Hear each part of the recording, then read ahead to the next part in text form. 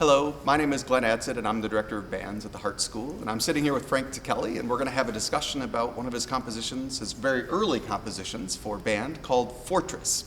So I believe this piece was written in 1988. Correct. Is that right?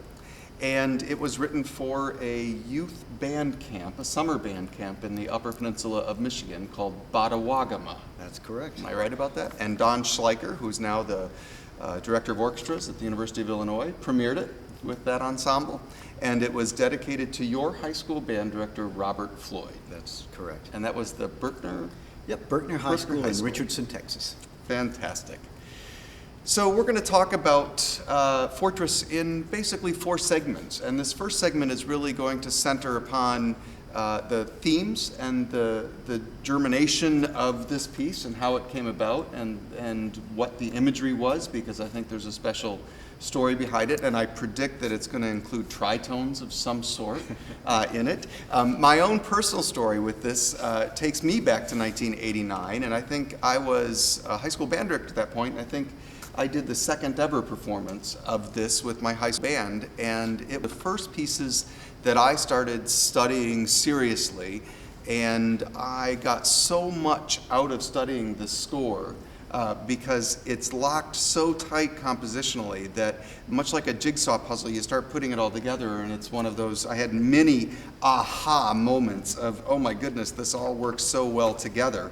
And so it'll be great to go through that with you and for our fellow audience members who are going to chime in and see this and learn a little bit more about this terrific piece themselves.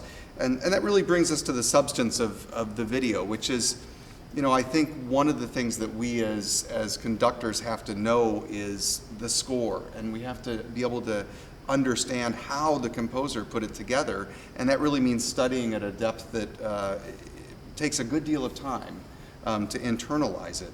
And so I hope that over the next 4 segments in videos that we can actually move through the score a little bit and not only understand it compositionally and inspirationally, but also begin to understand it in terms of how we go about teaching and how we go about conducting it. Great, so let's dive right in. Give us a sense of where you started with this piece and what it was about. Yeah, well, the piece actually, it's an interesting story that not many people know about, is the origins of this piece. It actually began as about a 30-second work for piano, part of some incidental music that I wrote for a production of Moliere's Don Juan. And I needed all these little character pieces, and there's this one moment in the play where this character named Don Alonzo is searching for Don Juan to avenge his sister's honor. He's extremely angry. And so I needed music to sort of set up his stage entrance, this character. And so that's really the whole origin of the tritone came out of that, to sort of reflect his anger and also the sort of intimidating quality that this character embodied. He's a pretty intimidating character. And so it just began with just sort of setting the tone with just this, that tritone. And that just sort of sets the mood. And then he was a soldier, so some of his fellow comrades, soldiers, come on stage. They're sort of marching on.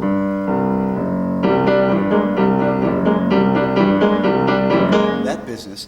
And that gets louder and louder as the spotlight comes on one side of the stage, and then he enters the stage. So this crescendo.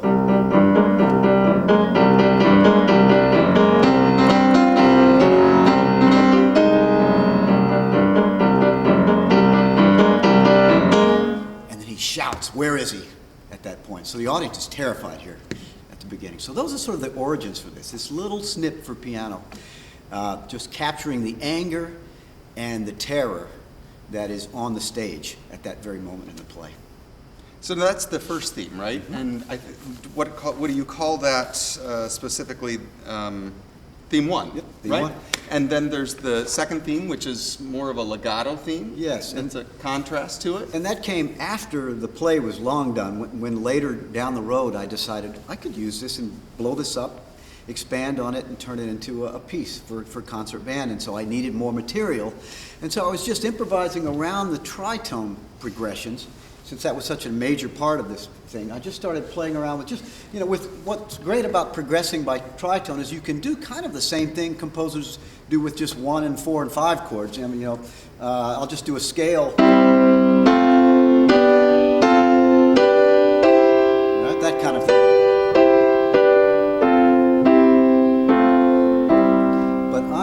doing the same kind of thing, but I was doing it with tritone progression. So things like.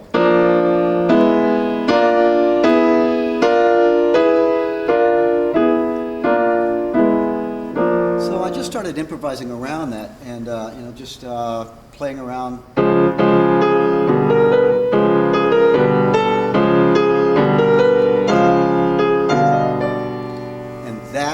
Through the improvisation, I sort of gradually created this little lyrical theme here that came out of this. I was also fascinated by the dissonances. So when you're on one chord, if you're on, say, D flat major chord, to play a note from the chord a tritone away. So against this, playing this D flat chord, playing notes from the G chord. So, or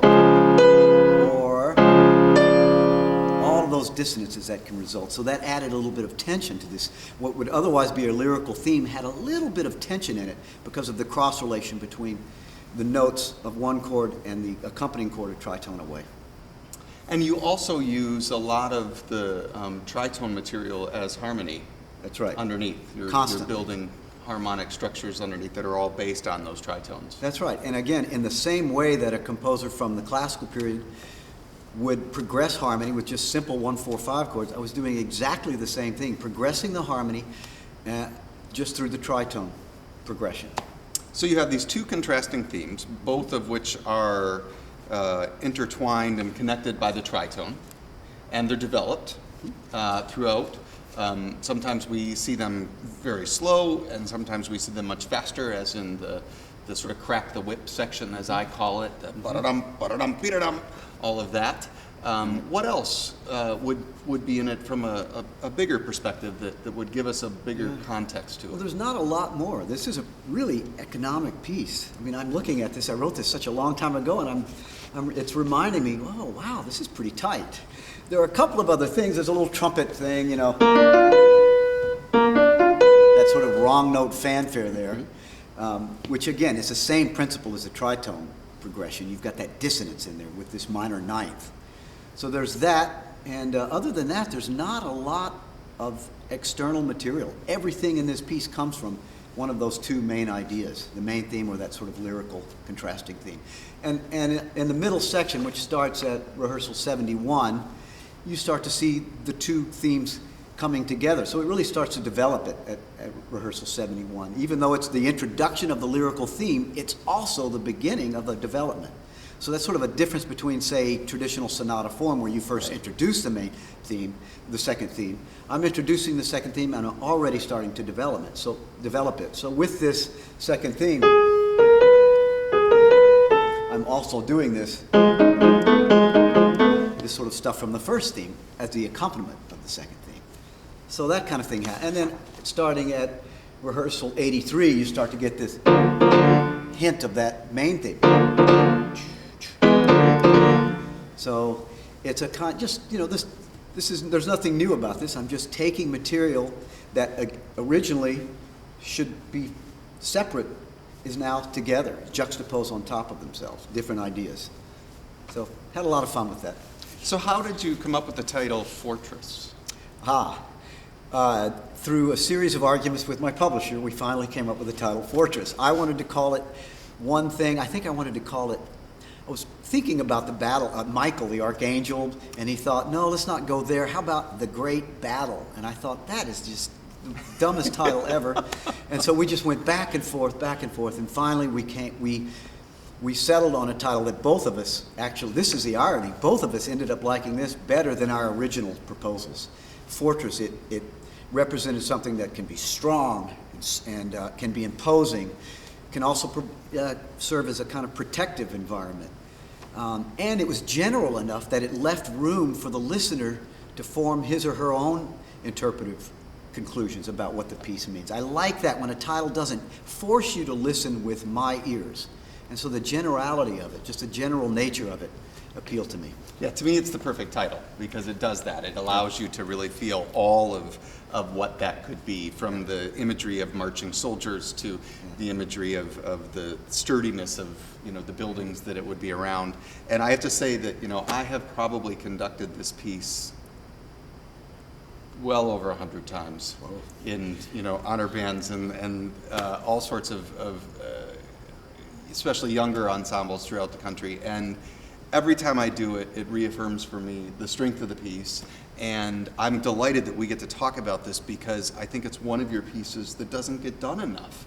It's not an so early much piece. these days. Yeah. It still gets performed, but not as often as it did back in the 90s. Yeah, and I think there's a generation of young band directors who don't know about it because they know about your latest stuff and not some of the things like this that are so terrific. So Yeah, it's funny. Even I don't do it very often. And when I get to choose repertoire, I forget about these earlier pieces. And then, as we're doing this, I'm reminded, this has got some pretty amazing things here. I should do this more often. well, I'm telling you to start doing Yeah, it thank because you. it's a good piece. So, all right.